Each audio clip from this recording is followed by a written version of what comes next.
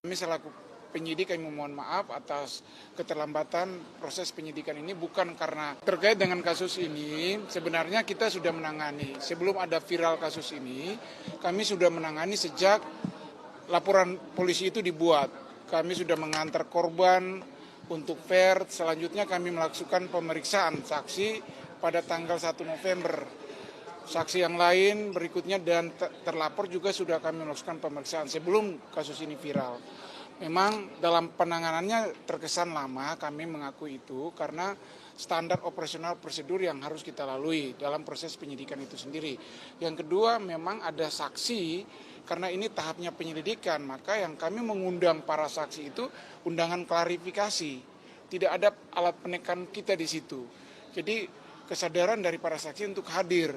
Kami selalu berkomunikasi dan memang para saksi itu agak ada keperluan-keperluan lain dan mengulur-ngulur waktu sehingga terjadi kelambatan dalam penanganan kasus ini. Kami selaku penyidik kami memohon maaf atas keterlambatan proses penyidikan ini, bukan karena keinginan kami, tapi ada juga hal-hal non teknis yang kami hadapi. Berikutnya kami juga sudah menyampaikan SP2HP. Jadi setiap kali kami melakukan tindakan itu sebenarnya korban kita kasih tahu melalui pengacaranya dan juga keluarganya. Memang kami tidak memberitahu langsung kepada korban karena kita menghubungi keluarga korban dan juga pengacaranya. Kita memberikan SP2HP. Itu yang mungkin kita dapat kami sampaikan. Selanjutnya saat ini kasus sudah di tahap penyidikan dan tersangka sudah ditahan. Selanjutnya langkah kami adalah menyelesaikan melengkapi berkas perkara dan kami berkoordinasi untuk dengan JPU untuk secepatnya kita mengirimkan berkas perkara.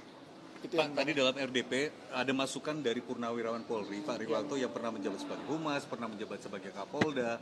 Masukannya adalah tadi kenapa terlalu lama? Bapak diusulkan bisa selesai sebenarnya 3-5 hari. Ini prosesnya lebih dari sebulan. Ya. Tanggapan Anda? Memang kalau kita melihat ending daripada kasus ini, kalau kasus ini viral dengan alat bukti yang ada itu cepat, bisa cepat. Karena pada saat pelaporan yang terjadi pada tanggal 18 Oktober kepada pihak Polres Metro Jakarta Timur itu tidak diberikan keterangan-keterangan ataupun dilampiri dengan foto-foto dan video yang viral saat ini. Jadi kami menanganinya layaknya kasus-kasus pidana umum biasa lainnya. Jadi butuh proses tahap penyelidikan, penyidikan, sampai upaya-upaya hukum yang harus kita lakukan. Jadi itu yang kami sampaikan, kalau memang ada bukti yang seperti viral ini, kasus ini kan cepat. Kita tanganinya pasti cepat. Karena awal mulanya itu tidak dilengkapi dengan bukti-bukti foto dan juga video yang sekarang viral itu. Pada saat laporan kan korban datang ke Polres Metro Jakarta Timur, korban sudah bersih, artinya lukanya sudah dibersihkan, sudah dipakai salep. Karena sebelum datang ke Polres laporan, si korban sudah diantar oleh ibu tersangka untuk ke klinik, berobat ke klinik. Jadi pada saat datang, korban kita lihat normal, memang ada bukti luka, dan selanjutnya kami mengantar korban untuk visum. Gitu. Jadi sekarang kami menunggu hasil visum, hasil fair dari ahli. Pak, tadi publik mengapresiasi Bapak minta maaf di dalam, tadi juga Bapak sampaikan kembali. Tapi apakah kemudian, Bapak mengakui tadi ada keterlambatan dari penyidik. Apakah kemudian pihak Anda sebagai atasan tertinggi di Polres akan melakukan evaluasi dengan pihak-pihak yang menangani perkara ini?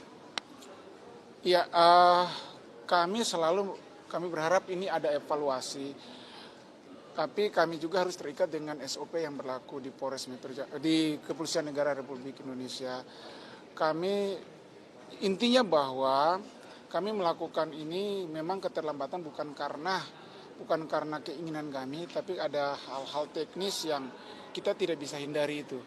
Karena undangan klarifikasi itu, karena tadi yang bukti saya bilang bukti foto lukanya dan foto kejadiannya itu, rekaman kejadian itu tidak diberikan sama kami. Jadi kita menanganinya sesuai dengan SOP yang berlaku.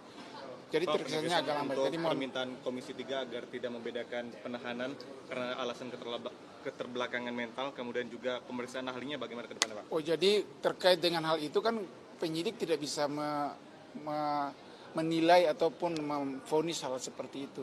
Yang menilai adalah hakim nanti.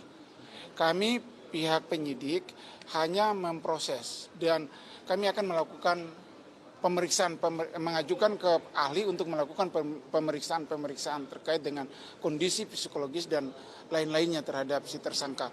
Namun perlakuan terhadap tersangka kami pastikan layaknya tersangka lain kita perlakukan. Kendala teknis yang Anda sebut tadi, foto yang telat disampaikan itu, kenapa nggak pihak Anda yang jemput bola memintanya? Dari awal memang apa tidak diminta kepada pelapor untuk melengkapi. melengkapkan bukti itu? Kami kan dalam berita acara itu kan ada pertanyaan terakhir.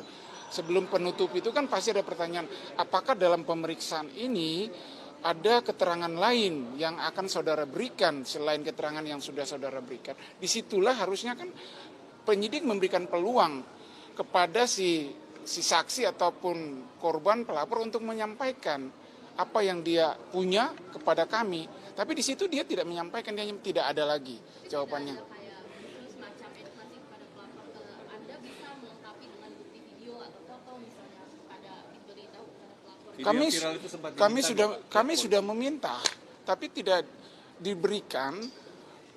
Itu video yang viral kemarin pun diberikan kepada kami setelah Kapolres dan Kasat Serse berbicara dengan si pelapor, harus diberikan kepada kami.